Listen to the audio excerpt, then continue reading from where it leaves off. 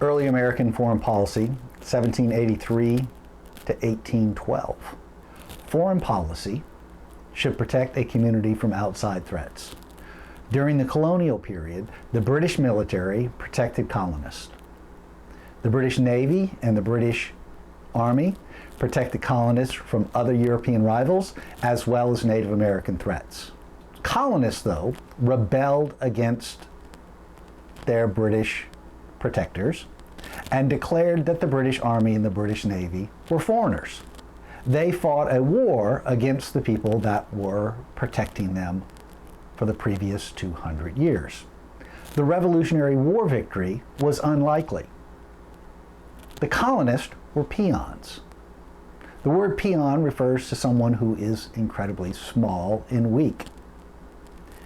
Most small people realize that they should never pick on a larger rival. The Revolutionary War turned into a war of attrition. The war wore both sides down until they were no longer willing to fight. One of the key factors in this war was French intervention. The French and the British had been European and colonial rivals for centuries. The French decided to get back at the British by joining the American side and helping the colonists win their independence. Throughout the early history of the Republic, European events overshadowed American events. As peons, the United States tried to avoid entanglements with Europeans. We can look at manpower numbers to illustrate how weak the United States was at the turn of the 1800s. This chart shows manpower throughout the 1700s, throughout the 18th century. You can see the French manpower starts at the beginning of the century with 350,000. By 1812, 600,000 men. Russia starts with 220. A century later, 500,000 men. Austria, 100,000.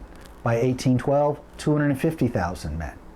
Prussia, 39,000. By 1812, it had 270,000 men. Great Britain, 75,000 man army. By 1812, 250,000 man army. How did the United States stack up against their European rivals? The United States had a mere 16,000 men under arms in 1812.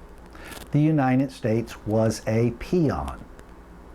There was no rational reason for the United States to get involved in a European conflict. It tried to stay away.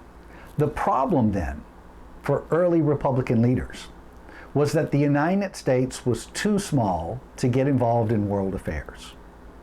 The United States was a peon. And as a peon, if it got into a conflict, the chances of getting squashed were high. The United States then developed both a moral and a practical response to its larger European neighbors. First, a moral response. The argument for self-determination. Every country declared the early republic had a right to self-determination.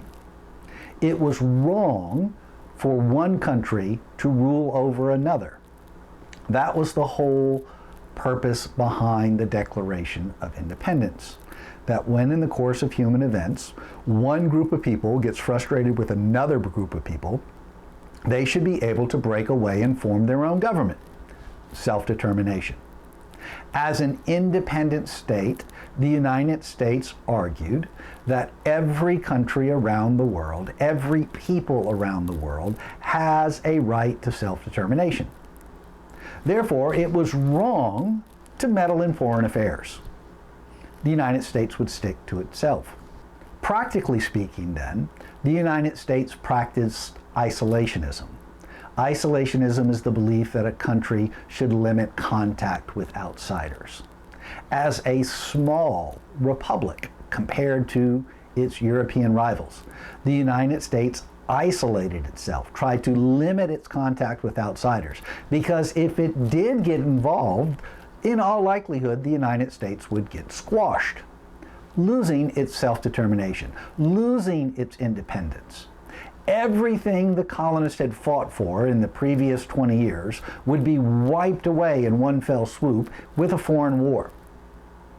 And so, during the early Republican period, in the late 18th and early 19th century, American Republican leaders tried to steer clear of foreign entanglements. We'll cover 3 examples of the early republic's attempt to steer clear of foreign entanglements, not always successfully. The first, obviously, is the peace with Great Britain. When the United States declared its independence, it had to fight a revolutionary war, and so the British became foreigners. And so the United States needed to develop a foreign policy to deal with Great Britain. Then we're going to look at the French Revolutionary War, the first big major world event that the early republic had to deal with. And last but not least was the War of 1812, and how the United States failed to steer clear of foreign entanglements and found itself in a war and almost lost to the British the second time.